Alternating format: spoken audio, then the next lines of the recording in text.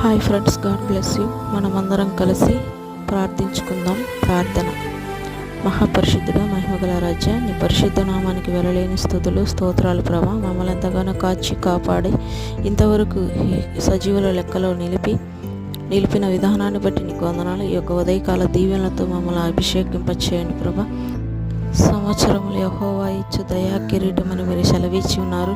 అడుగుడు ఇవ్వబడిన వెదకుడు దొరుకును, తట్టుడు ద్వారం తీయబడిన అన్నావు ప్రభా. అలాగనైనా ఏ బిడ్డ ఏ అవసరాలతో ఉన్నారో సమస్తమును మీరు ఎరిగినటువంటి వారు.